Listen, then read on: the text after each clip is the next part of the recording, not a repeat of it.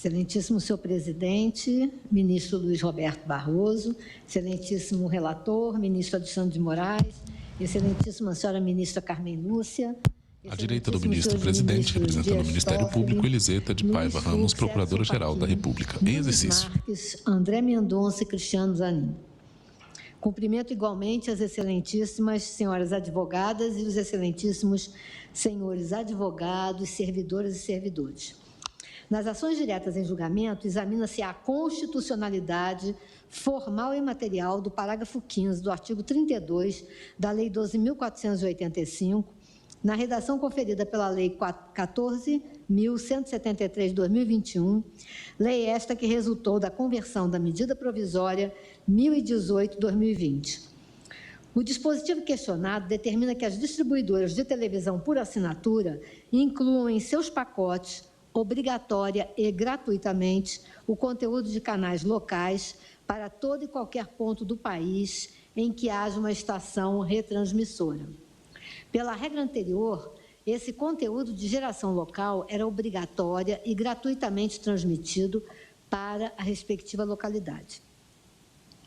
Em ambas as ações, os requerentes sustentam inconstitucionalidade formal do dispositivo, com base em dois argumentos: impertinência temática entre a medida provisória 1018/2020 e a emenda parlamentar que veio incluir a alteração do parágrafo 15 do artigo 32 no projeto de lei de conversão, e violação à limitação material veiculada no artigo 2º da emenda constitucional 8 de 95 e no artigo 246 da Constituição Federal.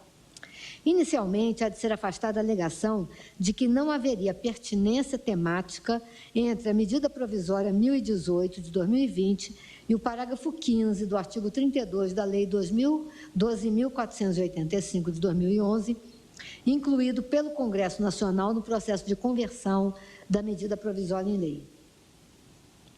O macrotema de ambas é o mesmo: telecomunicações, não se exigindo completa identidade entre as normas da medida provisória e aquelas inseridas pelo Congresso Nacional durante o processo legislativo.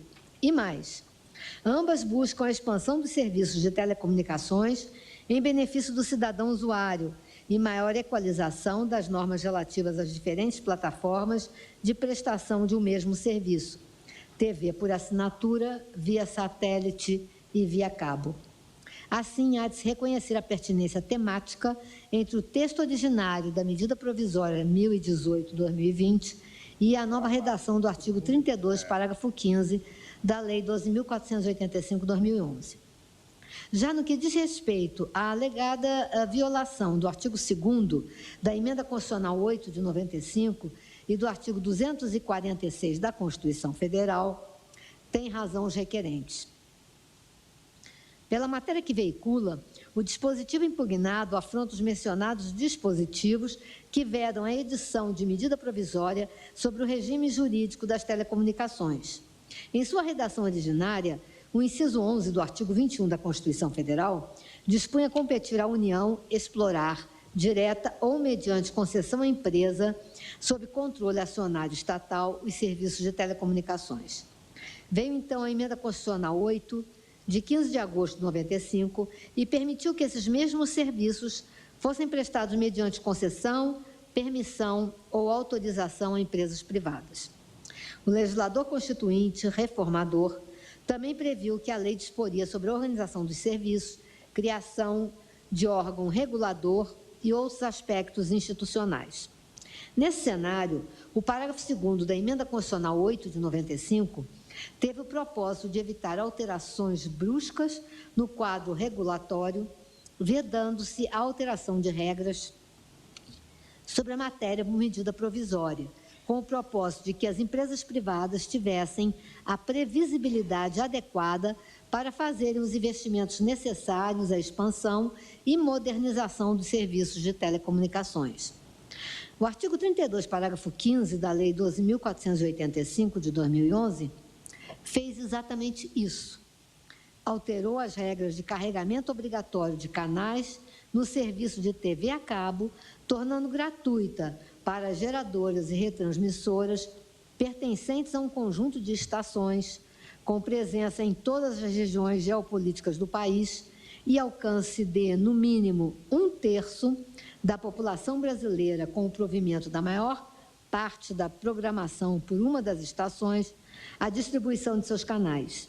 Em outras palavras, a medida provisória instituiu uma obrigação aos delegatários de serviços de telecomunicações. A conformação constitucional da medida provisória, vigência imediata e rito célere de tramitação no Congresso Nacional, não se afina com a necessária previsibilidade das regras regulamentadoras desse serviço. Daí o porquê da expressa vedação do artigo 2º da Emenda Constitucional 8 de 95. Não prospera o argumento de que a proibição de regulamentação dos serviços de telecomunicações via medida provisória se dirige apenas ao presidente da República, podendo o Congresso Nacional tratar desse tema no respectivo projeto de lei de conversão. O processo legislativo de apreciação das medidas provisórias é substancialmente diferente do processo ordinário. E não apenas em razão da necessária pertinência temática entre as emendas parlamentares e o texto original da medida provisória. Diferentemente dos outros projetos de lei, o projeto de lei de conversão de uma medida provisória tem prazo constitucional e paralisa a pauta de votações das casas do Congresso Nacional.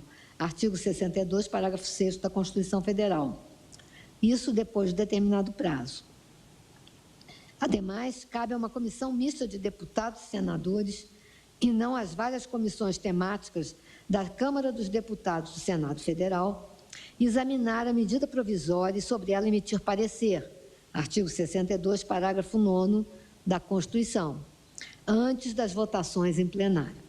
Em outras palavras, as mesmas razões que levam a Constituição Federal a proibir o uso da medida provisória para regular determinadas matérias, que pressupõem uma necessidade de aprofundamento das discussões e, em consequência, o uso do processo legislativo ordinário, impedem igualmente sejam colocadas para a deliberação do Congresso Nacional por emenda parlamentar no processo legislativo abreviado, que é o da tramitação das medidas provisórias.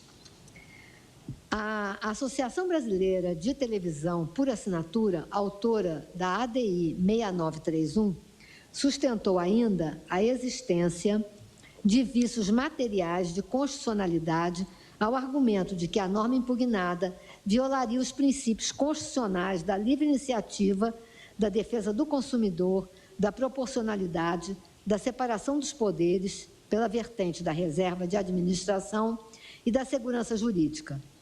Tais alegações não merecem prosperar.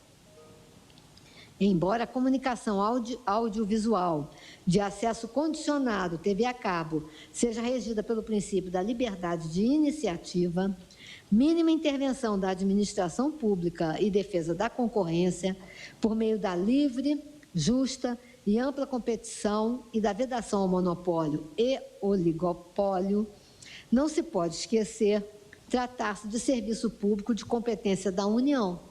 Constituição Federal, artigo 2111. E como serviço público, ainda que prestado mediante concessão, permissão ou autorização a empresas privadas, cabe à lei dispor sobre os direitos dos usuários e a obrigação de manter serviço adequado. Artigo 175, parágrafo único, 2 e 4 da Constituição Federal. Assim, não viola o princípio da liberdade de iniciativa a previsão legal que estende o carregamento obrigatório de canais pelos prestadores de serviço de TV a cabo. Também não se fala de desrespeito ao princípio da livre concorrência, pois a nova lei se aplica a todas as empresas que prestam o mesmo serviço. Quanto ao princípio da proporcionalidade, pode o Poder Judiciário, com fundamento nele, declarar a inconstitucionalidade de lei apenas quando a desproporção se mostra evidente. Do contrário, haveria violação do princípio da separação dos poderes, com o Poder Judiciário a substituir o legislador. Não é o caso dos autos. Também não há desrespeito ao mandamento constitucional de defesa do consumidor.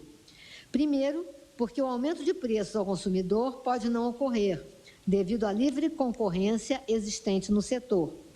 Segundo, porque, se ocorrer o aumento de preços, ele haverá de ser acompanhado de um incremento no serviço prestado, mais canais de TV à disposição.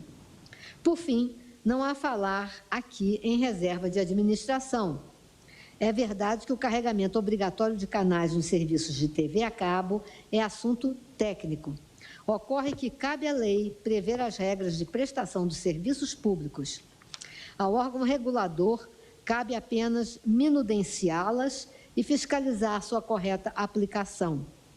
Não fosse assim, todo o artigo 32 da Lei 12.485 de 2011 seria inconstitucional, pois versa sobre o mesmo assunto de natureza técnica, carregamento obrigatório de canais. Em face do exposto, a Procuradoria-Geral da República se manifesta pela procedência do pedido para declarar a inconstitucionalidade formal do artigo 32, parágrafo 15 da Lei 12.485 de 2011, na redação dada pela Lei 14.173 de 2011.